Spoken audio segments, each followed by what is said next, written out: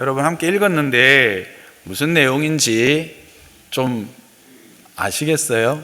아마 이게 무슨 내용인지 그렇게 생각하시는데 제가 잠시 다시 한번 그 내용을 좀 간추려 드리겠습니다. 내용은 이렇습니다. 한 왕이 자기 아들을 위해서 혼인잔치를 베풀었다라는 겁니다. 그래서 그 혼인잔치에 초대를 받을 자격이 있는 사람들을 초대한 것이죠. 그랬는데 그 사람들이 오기를 싫어했다고 합니다. 그래서 왕이 뭔가 오해가 있는 것 같아 해서 다시 종들을 보냅니다. 그래서 살찐 소도 잡고 모든 것이 다 준비되어져 있으니까 와서 이 잔치에 참석해 주세요 했더니 다시 쳐다보지도 않고 외면한 겁니다. 또 어떤 사람들은 그 찾아온 종들을 모욕을 주거나 또 한 걸음 더 나가서 죽이는 사람들까지 있었습니다. 왕이 어떻게 했겠습니까? 화가 많이 났겠죠? 그래서 군대를 보냅니다. 그래서 그 사람들에게 합당한 심판을 합니다. 그렇다고 이제 잔치를 그냥 없던 걸로 할 수 있을까요? 그럴 수는 없었습니다. 왕은 자신이 베푼 그 혼인잔치를 백성들과 함께 나누기를 원했던 것이죠. 그래서 종들에게 다시 말합니다. 내거리 사람들이 많은 곳에서 만나는 사람마다 청해라. 그래서 이 자리를 채워라. 그렇게 말합니다. 그래서 그 왕의 종들이 이제 내거리로 나가서 사람들을 만나서 그 자리를 가득 채우게 됩니다. 그 소식을 들은 이 왕은 초대받은 사람들을 한번 내가 보러 가고 또 그 사람들을 만나보면 좋겠다 하고 이제 그 잔치 자리에 나가게 되었습니다. 그래서 많은 사람들이 앉아서 그 잔치를 즐기고 있는데 유독 한 사람이 눈에 들어오는 겁니다. 예복을 입지 않은 사람이었습니다. 다 예복을 입고 있었는데 한 사람이 예복을 입지 않은 거예요. 그래서 그에게 가서 물어봅니다. 형제여, 왜 당신은 예복을 입지 않았습니까? 물었더니 이 사람이 묵묵부답입니다. 아무 대답을 못합니다. 아마 자기 자신이 뭔가 잘못한 것을 알았던 것 같습니다. 그래서 이 왕이 종들을 불러서 이 사람을 밖으로 내보내라 그렇게 말하는 것으로 오늘 이야기가 종결이 됩니다. 여러분 무슨 이야기인지 대충은 알겠죠. 그런데 이걸 통해서 예수님이 뭘 말하려고 했지 하는 것은 이렇게 확 와닿지는 않을 것입니다. 그래서 여러분과 함께 좀 하나씩 짚어가면서 함께 확인해 보도록 하겠습니다. 여기서 중요한 것 하나가 있는데 이 이야기가 어떤 이야기인가 하는 겁니다. 1절을 보시면 이렇게 기록합니다. 예수께서 다시 무엇으로? 그렇죠. 화면을 한번 띄워주시기 바랍니다. 예수께서 다시 무엇으로? 본문을 띄워주시기를 바랍니다. 비유로 대답하셨다 그렇게 되어 있습니다. 즉 이 말씀은 비유입니다. 그러니까 실체가 있는 비유겠죠. 그런데 무엇에 대한 비유입니까? 질문에 대한 비유입니다. 1절에 보시면 예수께서 다시 비유로 대답하여 이르시되 이렇게 되어 있습니다. 그러니까 뭔가 질문을 한 것에 대한 대답으로 주신 비유의 말씀이다라고 하는 것을 알 수가 있습니다. 여러분 질문이 뭡니까? 바로 방금 떴던 마태복음 21장 23절이라고 하는 성경에 있는 질문입니다. 성전에 들어가서 예수님이 가르치셨습니다. 뭔가를 가르치고 있는데 대제사장들과 백성의 장로들이 예수님께 나왔습니다. 그리고 묻습니다. 네가 무슨 권위로 이런 일을 하느냐? 또 누가 이 권위를 네게 주었느냐? 그렇게 질문했던 것이죠. 네가 무슨 권위로 이런 일, 즉 가르치는 일을 하느냐? 그 앞에는 어떤 일이 있었느냐 하면 이 성전을 깨끗하게 이렇게 청소하는 그런 일이 있었거든요. 왜, 무슨 권위로, 그리고 그렇게 할 수 있는 권위를 누구로부터 받았느냐, 이 질문을 받았던 것이죠.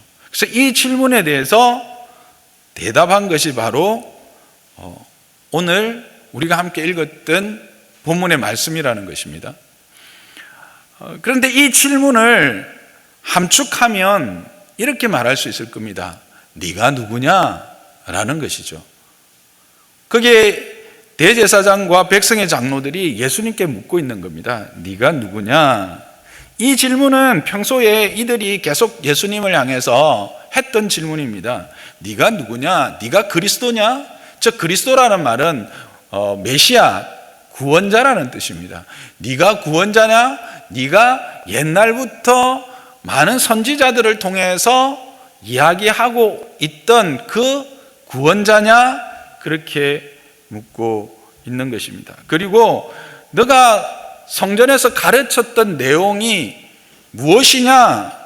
라고 묻는 것입니다. 예수님이 가르치셨던 것을 한마디로 요약하면 하나님 나라입니다. 하나님 나라, 다른 말로 줄이면 천국이죠. 그래서 이들의 질문이 두 개로 이제 함축됩니다. 뭡니까? 하나는 네가 메시아냐? 그리고 너의 가르친 내용, 천국이 어떤 곳이냐? 라고 예수님에게 묻고 있었던 것이죠. 그 두 가지 질문, 네가 메시아냐? 네가 구원자냐? 하는 질문과 천국, 너의 가르치는 바 천국은 어떤 곳이냐? 라고 하는 질문에 대한 답이라는 것입니다. 그래서 오늘 우리도 이 두 가지 답을 오늘 함께 읽었던 이 성경 말씀을 통해서 찾아보려고 하는 것입니다. 먼저 천국에 대해서 함께 생각해 보기를 원합니다. 예수님은 2절에 이렇게 말씀하십니다. 천국은 마치 자기 아들을 위하여 혼인잔치를 베푼 어떤 임금과 같다라는 말입니다. 무슨 말입니까? 임금이 자기 아들을 위하여 베푼 혼인잔치와 같은 것, 그것이 천국이라는 겁니다. 천국은 어떤 장소적인 개념을 떠나서 임금이 자기 아들을 위하여 베푼 혼인잔치와 같은 그런 환경과 분위기를, 그런 어떤 기쁨을, 그런 즐거움을 얻고 누리는 것, 그게 바로 천국이라고 합니다.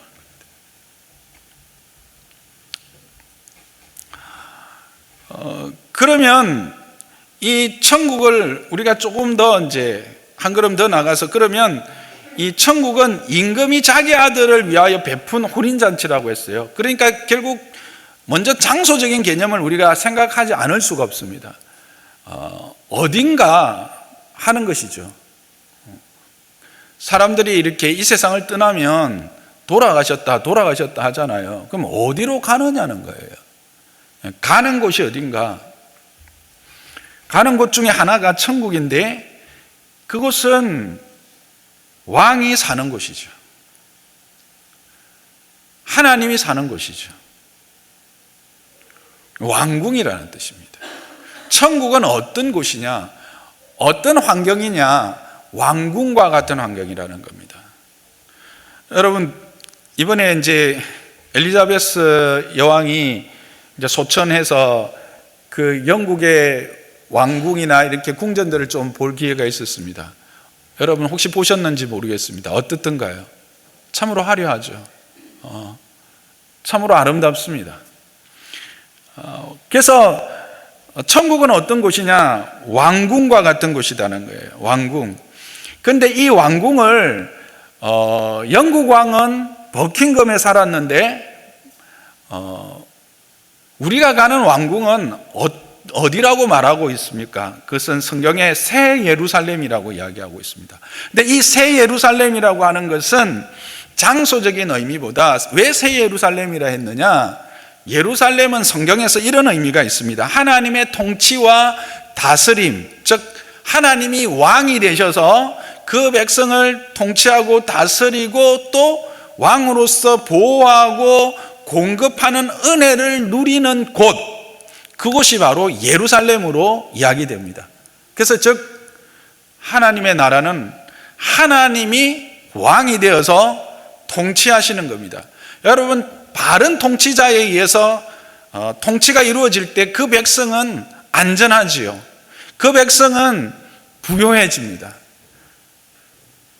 하나님이 통치하고 다스려서 은혜를 베푸시는 곳이 바로 천국이라는 것입니다. 그래서 그렇습니다. 천국은 그냥 우리가 천국이 좋다 이렇게 생각하는데, 천국이 왜 좋으냐 하면 그곳에 왕이 완전하시고 온전하신 분이시기 때문에 그렇습니다. 그 왕이 전능하신 분이시기 때문에 그렇습니다. 그 왕이 참 생명의 주인이시기 때문에 그렇습니다. 그 왕이 모든 것의 주인이시기 때문에 그렇습니다. 그래서 천국이 천국인 이유는 전능하신 하나님이 왕으로 다스리고 계시기 때문이다라고 성경은 이야기합니다.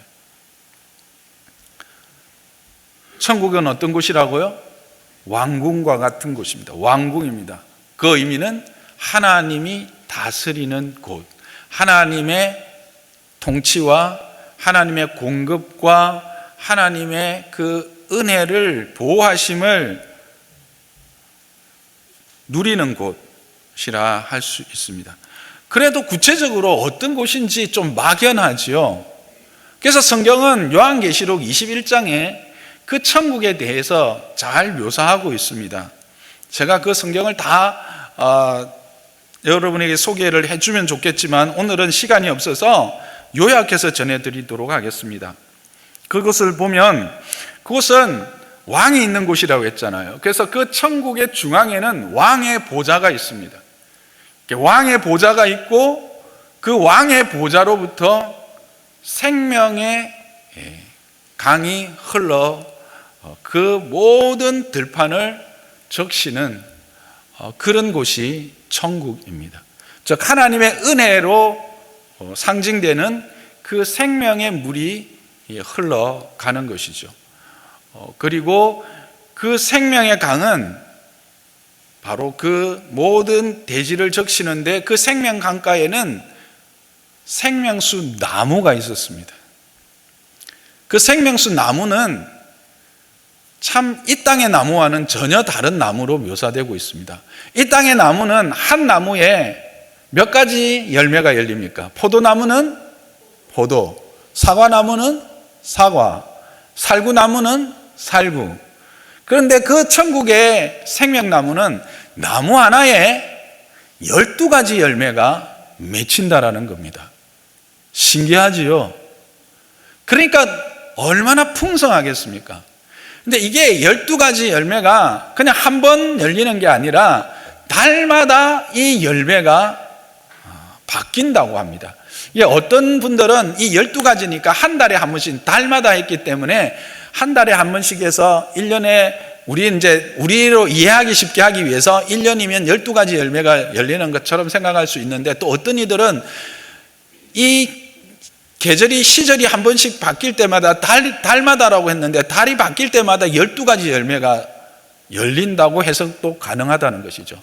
그러면 우리 시간으로 1년이 한 나무에서 몇 가지 열매가 열리는 거예요? 144가지 열매가 열리는 거예요. 여러분, 너무 신기하고 또 너무 풍성하고 너무 다양하고 너무 엄청난 나무 아닙니까? 그런 나무가 그 생명수 강가에 쫙 부족함이 없는 것이죠. 그런데 그 생명수 강가 양옆에는 정금 길이 있어요. 그 생명수 강가를 옆으로 거닐 수 있는 길이 있는데 그 길이 정금으로 되어 있다는 겁니다. 그리고 그 정금으로 들어가는 문은 무엇으로 되어 있냐면 진주 하나가 한 문으로 되어 있는 문이 12개가 있다는 거예요. 여러분, 그 문이 진주문이에요. 진주문. 그리고 그 성은 벽옥과 같고 수정과 같이 맑은 성으로 이루어져 있대요. 성경에 보면 이렇게 보석으로 천국을 묘사하고 있습니다. 왜 그랬을까? 학자들은 이렇게 이야기합니다. 인간들이 가장 가치 있고 소중하게 생각하는 것이 보석이니까 그 보석들로 묘사하고 있다는 거예요. 근데 실제로 가보면 그것보다 더 좋을 것이다 라고 말합니다. 저도 그렇게 생각합니다. 그러니까 인간들이 알고 있고 인간들이 생각하는 가장 좋은 것들이 결국 금이고 보석들이니까 그것들로 이루어져 있다라고 우리에게 소개해 주시는 거예요. 천국이 어떤 곳인지 조금은 그려지십니까? 그런데 거기 12가지 열매들을 맺는 나무는요, 열매뿐만 아니라 잎사귀까지도 다 소용이 있어요. 그 잎사귀들은 만국의 병을 치료하는 치료제로 쓰인다고 이야기합니다. 그래서 그곳에 다시는 사망이 없고 아픈 것이나 곡하는 곳이 없게 되었다라고 성경은 우리에게 말해주고 있는 겁니다. 이곳이 어디라고요? 천국이라는 것입니다. 그런데 그 분위기가 잔치집이라는 겁니다. 여러분, 아무리 먹을 것이 많고 아무리 가치 있는 것들이 많아도 슬픔이 가득 차면, 근심이 가득 차면 그게 무슨 소용이 있겠습니까? 여러분, 정말 마음에 근심으로 가득 차 있는데 앞에 진수성찬이 차려져 있다. 그럼 맛있습니까? 내가 병들어 있고 내가 정말 힘들고 어려운 환경에 내던져져 있는데 아무리 기쁜 소식을 전해줘도 그게 내한테 기쁨이 되겠습니까? 그렇지 않죠. 그런데 그 분위기가 혼인집 같은 분위기에 그 모든 것들이 준비되어져 있는 곳, 맑고 밝고 즐겁고 기쁘고 감사하고 축하하는 이런 분위기 안에서 이 모든 것들이 완벽하게 준비되어져 있는 곳, 그게 천국이라는 것을 성경은 우리에게 말해주는 겁니다. 그걸 함축해서 딱 예수님이 오늘 비유로 뭐라고 말씀하셨다? 천국은 왕이 베푼 잔치, 혼인잔치와 같은 곳이다, 같은 것이다 라고 말한 것입니다. 여러분, 여기 가고 싶지 않으세요?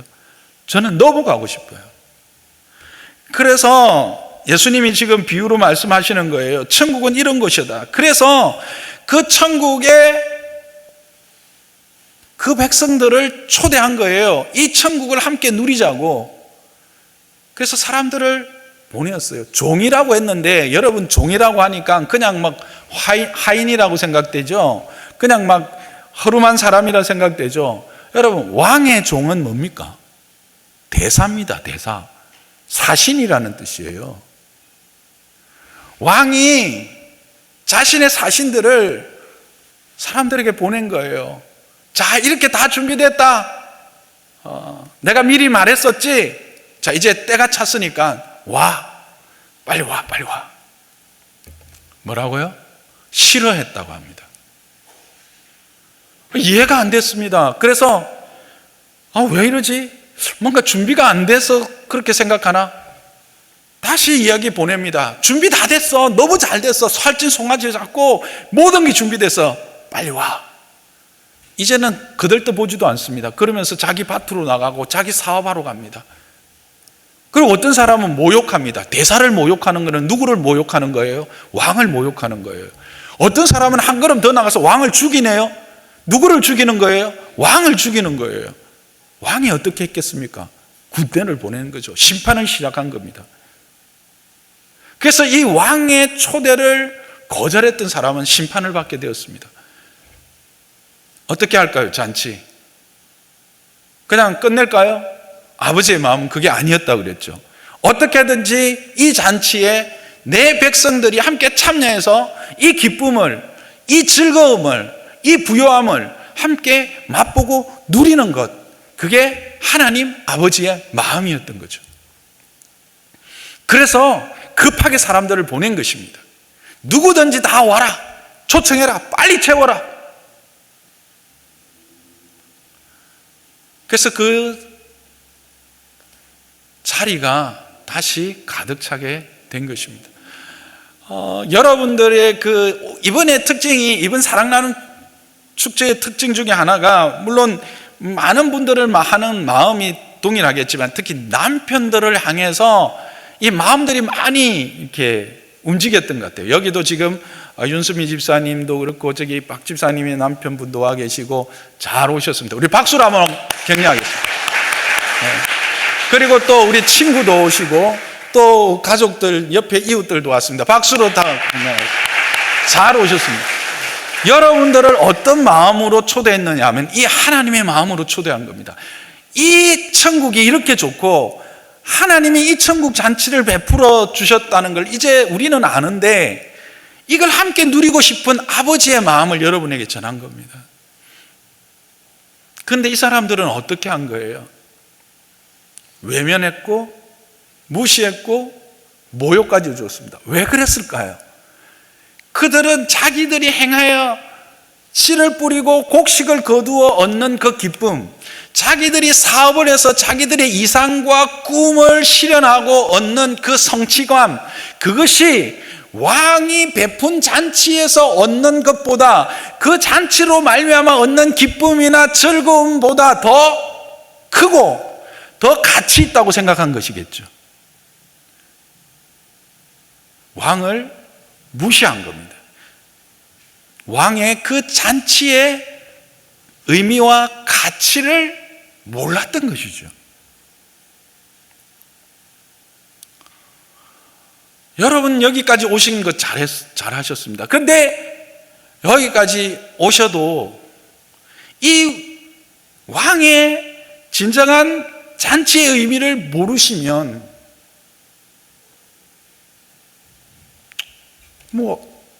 한번 가졌으니까 이제 됐지? 이제 더 이상 나한테 교회 가자고 이야기하지 마. 분명 그러실 거예요. 근데 여러분, 한 번 들어서 다 알 수가 없어요. 한 번 들어서. 이 천국에 대한 가치는 무궁무진하거든요. 어쨌든 그 마음을 가지고 여러분을 초대한 거예요. 내가 누리는, 성경이 말하는 바, 이곳이 너무 좋기 때문에, 그리고 이것은 장소의 개념만이 아니라 그랬죠. 하나님의 통치는 나중에 죽어서만 내게 행해지는 게 아니에요. 오늘 살아가는 이 순간에도 하나님은 나를 통치하고 계세요. 통치한다는 말은 보호하시고 지키시고 공급하시는 모든 것들을 이야기합니다. 제가 전도할 때 딱 전도하는 아주 핵심적인 게 있습니다. 난 예수 믿어서 너무 좋습니다. 뭐가 좋습니까? 첫째, 내 안에 생명이 있는 이 안도감이 좋습니다.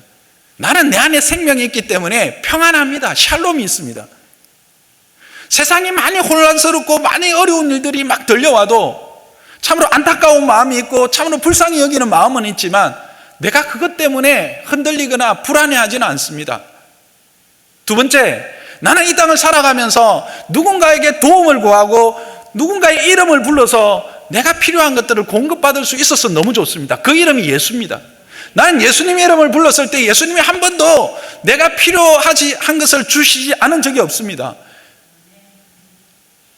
그렇다고 제가 부자가 됐겠습니까? 높은 사람이 된 게 아니라 내게 필요한, 꼭 필요한 것, 내게 부족하지 않도록 한 것, 그것들을 하나님은 때를 따라 공급해 주셨다는 겁니다. 나를 지켜주셨습니다. 여러 가지 환난과 어려움, 제가 제 인생을 다 말할 수 없습니다만 저는 수없이 많은 죽음 앞에 서왔습니다. 그런데 하나님이 그 모든 순간 뜻이 있으셔서, 어떤 이들은 그 순간에 불러가시는 일들도 있습니다. 사명이 다하면 이 땅은 떠나는 것입니다. 그러나 하나님은 제게 나름대로의 뜻이 있고 사명이 있으셔서 그 순간들을 지켜주시고 이 자리에까지 세워주신 것입니다. 그렇게 하나님은 그 이름을 부를 때 내게 공급하셨고 나를 지켜주셨다, 나를 도와주셨다는 거예요. 그래서 나는 예수 믿는 게 너무 좋습니다. 세 번째, 나는 돌아갈 고향, 천국이 있어서 너무 좋습니다. 사람들이 이 땅에서 소풍이라고 생각합니다. 어떤 시인이 그렇게 이야기했죠. 그러나 아무리 좋은 소풍이라도 돌아갈 집이 없는 소풍은, 그것은 너무 힘든 소풍입니다. 그거는 오히려 재앙입니다. 재앙. 그래서 나는 돌아갈 내 집이, 내 맨션이, 내 하나님의 나라가 내게 있기 때문에 나는 너무 좋습니다. 이렇게 말하고 있습니다. 이 좋은 하나님이 여러분의 하나님이 되기를 주님의 이름 축복합니다. 그걸 위해서 여러분을 부르신 겁니다. 여기까지 여러분을 부른 겁니다. 여러분들의 아내와 여러분들의 친구, 여러분들의 누군가가 여러분을 이곳에 불렀다 생각하지만 진짜 부르신 이는 누구라고요? 왕입니다. 하나님입니다. 하나님이 여러분의 아내와 여러분의 남편과 여러분의 친구와 여러분의 가족을 통해서 사신으로 보내신 것이죠. 그래서 여러분이 여기까지 이제는 초대를 받으신 겁니다. 죄송하지만 여기까지 온다고 천국 들어가는 것은 아닙니다. 상징적으로 잔치 자리에 들어갔지만 그 잔치 자리를 끝까지 누리지 못한 한 사람이 있었습니다. 누구입니까? 예복을 입지 않은 사람입니다. 여기서 질문이 있을 수 있습니다. 왜 그렇습니까? 아니, 언제 예복을 입을 시간이 있었냐는 거예요. 내거리에서 그냥 잡혀오듯이 초청받아 왔잖아요. 근데 언제 집에 가서 예복 입고 뭐 하고 올 수 있어? 그래, 오라 해서 또 왔는데 쫓아내는 건 또 무슨 심보? 뭐 이렇게 생각할 수 있는 거예요. 그렇죠? 그런데 또 돌아보면 이상한 점이 하나 또 있어요. 그게 뭘까요? 자기를 빼고는 다 예복을 입고 있네? 이건 또 뭘까요? 비유, 상징이라 그랬죠? 비유라고 그랬죠. 예수님이 이것은 비유적으로 말씀하시는 거예요. 그 잔치, 왕이 베푼 혼인잔치를 들어가기 위해서는 왕의 예복이 필요하다는 거예요. 이것은 요즘은 제가 이렇게 설명해야 되지만 그 당시 사람들은 다 이해가 돼요. 왜냐하면 왕의 잔치에는 왕의 그 잔치에 합당한 옷을 입어야 되거든요. 그래서 사람들이 그 다양한 옷을 입고 잔치에 올 수 있잖아요. 그렇지만 그 사람들이 갖춘 옷이라는 것들이 옛날에 뭐 특별한 게 있겠습니까? 그래서 왕의 잔치는 그 격이나 이런 것들이 있기 때문에 왕이 미리 예복을 다 준비해 놓습니다. 잔치에 합당한. 그래서 사람들이 딱 잔치에 오면 어떻게 할까요? 자기 옷을 다 벗고 왕이 준비한 예복을 입고 참여하게 되는 거죠. 결국은 이것은 뭡니까? 왕 앞에 겸손하게 들어가는 겁니다. 왕이 준비한 것을 겸손하게 받아 드리는 겁니다. 그런데 이 사람은 결국 자기 옷을 벗지 않았다는 건 뭐예요? 뭐 굳이 뭐 왕의 예복 특별한 거 없네. 내가 입은 옷도 충분한데. 다른 말로 하면 이겁니다. 천국에 들어간다. 세상 사람들이 말하는 좋은 곳에 가기 위해서는 착한 일 해야 된다, 선한 일 해야 된다, 구제해야 된다 이렇게 이야기하죠. 그게 뭡니까? 자기 의라는 것이죠. 자기 공로라는 것이죠. 예수님은 지금 그걸 말하고 있는 겁니다. 자기 의, 자기 공로, 자기가 행한 그 어떤 옷, 그것으로는 잔치의 자리에 끝까지 참여할 수 없다라고 하는 사실입니다. 무엇이 필요한가? 예복이 필요하다는 겁니다. 우리가 앞에 두 가지 질문했죠. 천국이 어떤 곳인가? 두 번째, 어떻게 들어갈 것인가? 죄송합니다. 누구인가? 당신 누군가? 예수님이 지금 자신을 말하고 있는 겁니다. 내가 바로 예복이다라는 겁니다. 내가 바로 그 천국에 들어가는 유일한 길인 예복이라는 겁니다. 그래서 예수님이 이런 말씀을 하십니다. 요한복음 14장 6절에 함께 읽어보겠습니다. 예수께서 이르시되 내가 곧 길이요 진리요 생명이니 나로 말미암지 않고는 아버지께로 올 자가 없느니라. 누구에게로 올 자가 없다? 아버지께로 올 자가 없다라는 겁니다.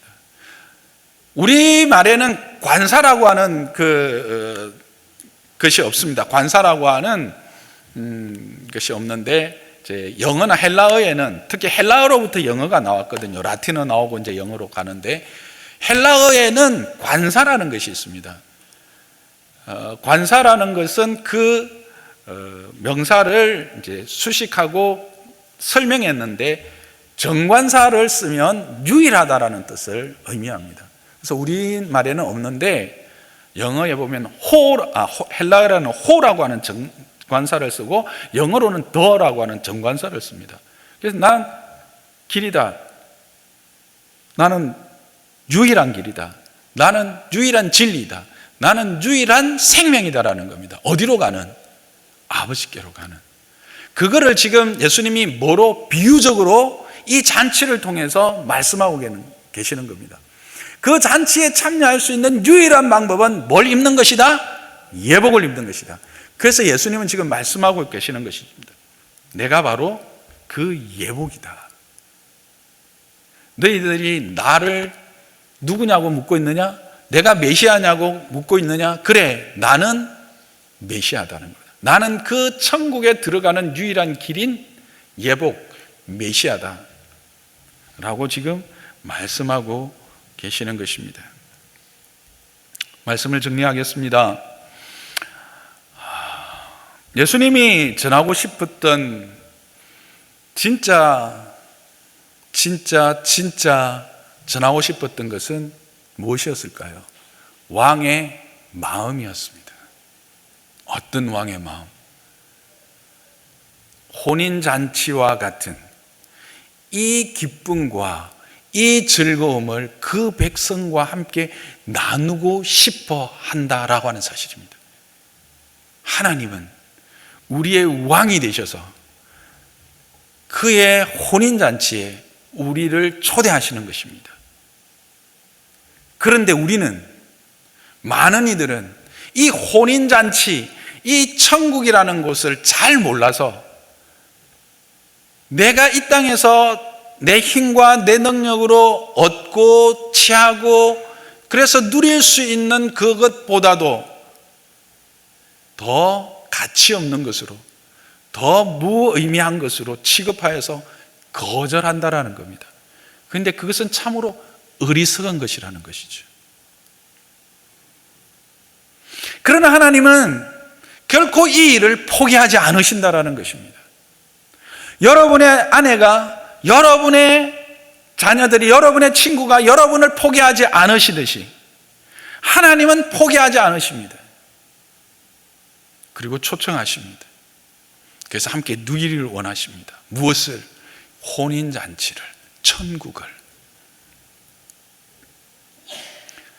이 초청에 기꺼이 즐거이 응하는 여러분 되시기를 주님의 이름으로 축복합니다. 이 초청을 받아들이심으로 이 주님의, 이 하나님의 마음이 여러분 안에서 누려지시기를 주님의 이름으로 축복합니다.